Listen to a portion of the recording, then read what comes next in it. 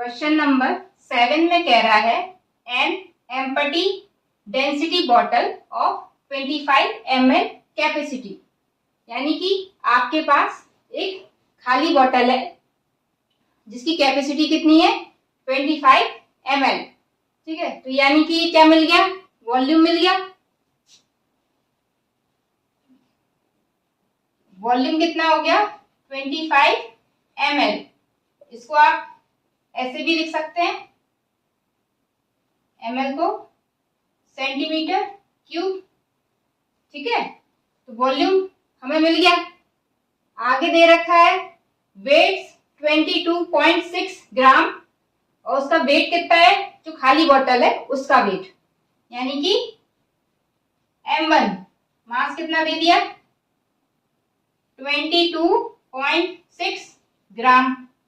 आगे कह रहा है when filled with a liquid, जब उसके अंदर उसमें क्विक लिक्विड फिल किया जाता है तो उसका वेट कितना हो जाता है 43.8 ग्राम। तो यानी कि m2 कितना हो गया 43.8 ग्राम। ये m2 क्या है, इसमें आपका बॉटल का वेट और प्लस लिक्विड का वेट दोनों इंक्लूड है ना। m2 में क्या है, यहाँ लिख दो, बॉटल प्लस लिक्विड दोनों के मास इंक्लूड है। आपसे कह रहा है find the density of the given liquid. Density निकालनी है केवल लिक्विड की। ठीक है, पूरे उसकी बोतल की विथ लिक्विड नहीं निकालनी है, केवल लिक्विड की निकालनी है। तो जब उसकी निकालने के लिए हमें क्या चाहिए पड़ेगा, उसी लिक्विड का ही मास चाहिए और लिक्विड का ही वॉल्यूम चाहिए।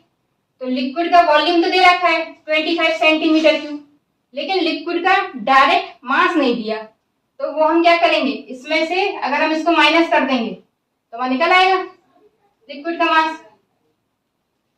तो मास ऑफ द लिक्विड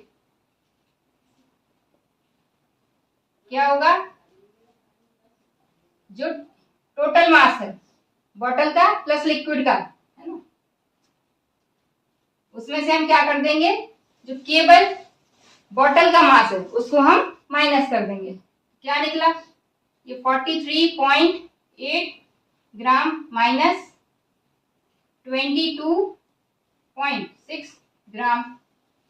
देखिए 8 में से 6 गए तो 2.3 में से 2 गए तो 1, 4 में से 2 गए तो 2, और ये ग्राम। ये किसका आ गया मास, किसका आ गया, लिक्विड का मास आ गया। इसको हम कैपिटल M से शो कर देते हैं। ठीक है, अब क्या निकालना है, density. Density of the liquid, liquid की डेंसिटी निकालनी है तो लिक्विड का ही मास और अपॉन में लिक्विड का वॉल्यूम। देखिए मास कितना दे मिल गया हमें 21.2 ग्राम और वॉल्यूम कितना दे रखा है 25 centimetre cube. 25 centimetre cube.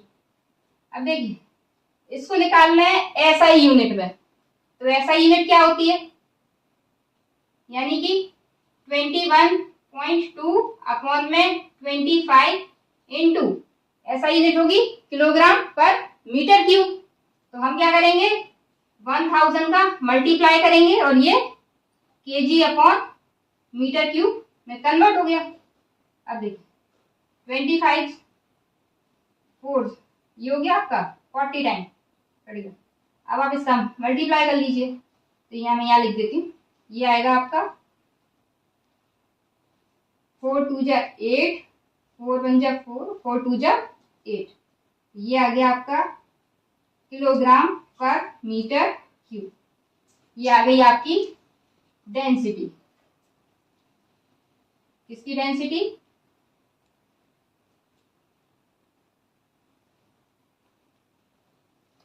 Liquid की डेंसिटी।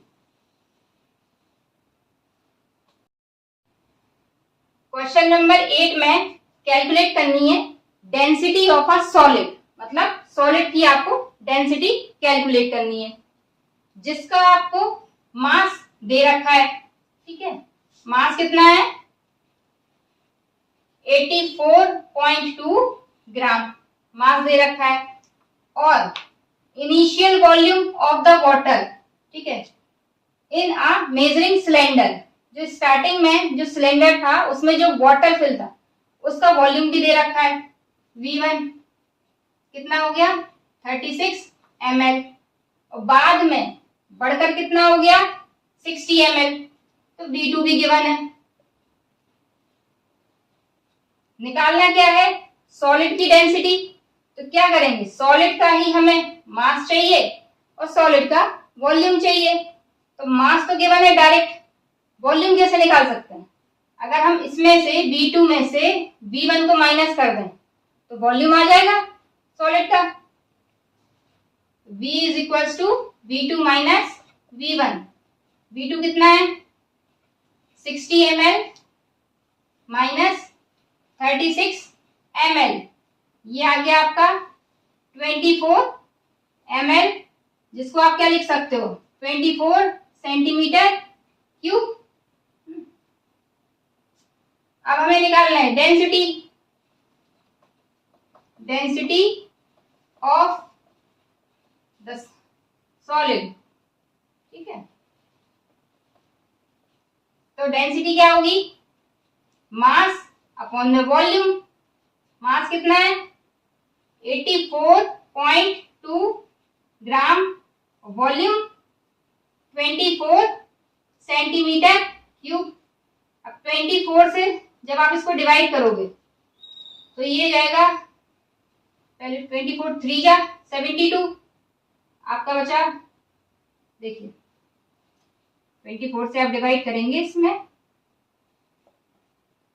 3 जा 72, 2 ये 1.2, ये 5 जा 5 टाइम 24 5 जा कितना होता है 120, बचा 2।